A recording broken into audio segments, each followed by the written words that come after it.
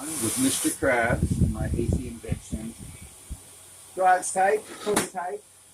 Put the ice, dry ice. We have 6 cooling fans from computer fans.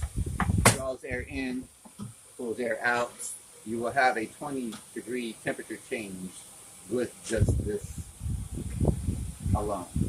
Mixing the tube here, you have 2 tubes to distribute the air coming from in here. Dry ice is preferable. Wet ice you can use. It will last up to 4 to 6 hours, and you definitely have between 20 and 10 degree change as it goes down. This is John again with